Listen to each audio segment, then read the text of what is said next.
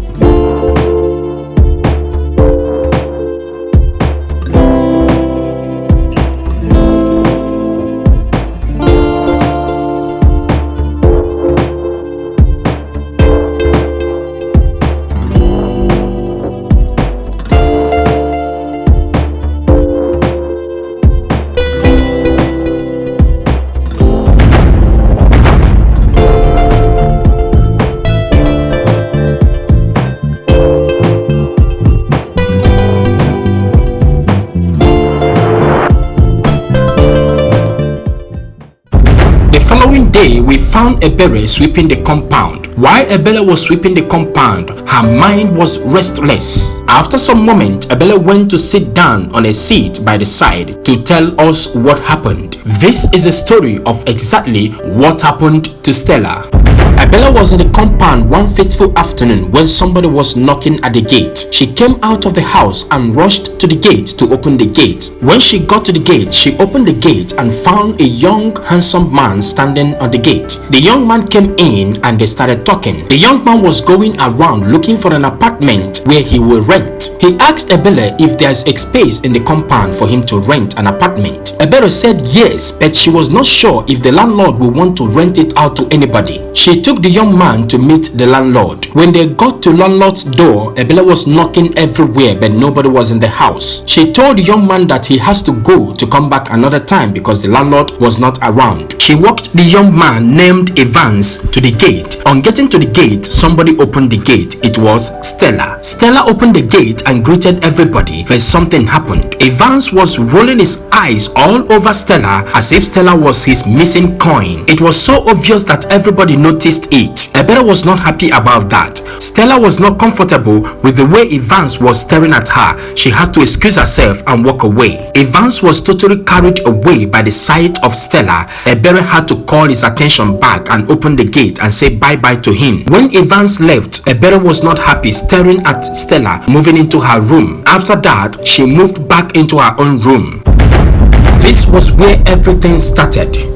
We saw Evans and Ebere standing at a corner very close to their house. It was obvious Evans was coming to the house as he was told to come back the next day to check for the landlord. Then on his way coming close to the house, he found Stella and the topic changed. Evans opened up to Stella and told her his intentions towards her, that the first day he set his eyes on her, he instantly desired to have something to do with her. He asked for her number and Stella accepted to give him her number. It was during their exchange of contact that Ebere came out of the gate and saw them standing aside.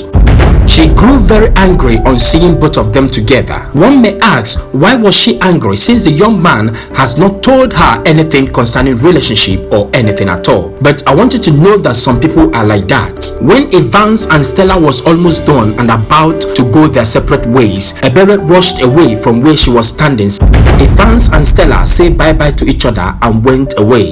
Later that evening, we saw Stella seated in the compound when Ebere walked in. Ebere walked in. It was so strange to Stella how Ebere behaved. Ebere stood in front of Stella and was staring at her in what seems not to be a happy mood. Stella was staring back, not knowing why she was staring at her like that. After some moment, Ebere left and Stella sat down there totally confused.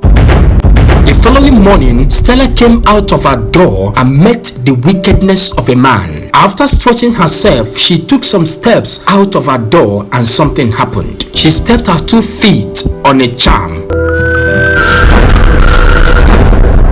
Who must have dropped this charm for this innocent soul called Stella? There she is, Ebere. It was Ebere that did this to Stella. Why? Because of a man, simply because of Evans, a young man who has not told her anything concerning relationship, a young man who saw Stella and made his choice. Now she is fighting to win over to herself somebody who has no interest in her. Ebere, after remembering all she did, after remembering all that happened, she stood up, took her broom and started sweeping again. Who knows, was she feeling remorse or was she just trying to let us know what happened? Let us continue and see what happens next. This is what is called man-to-man imposed pains. The level of pains inflicted on Stella by Ebere was so unbearable simply because of a man. You will agree with me that a lot of people out there are suffering this kind of a thing in the hands of their fellow girlfriends simply because of men. And I know that you have something to say. You watching this video, I know that you have something to say concerning this video. Please drop your advice, drop your contribution, drop your own part of the story on the comment section, and please don't forget to share this story so that our girls out there will learn from this story and also learn from your comment. Share this video right now as I see you on Friday with the part 2 and the conclusion of the story. And don't forget, this is House of the Sons Global. Bye for now.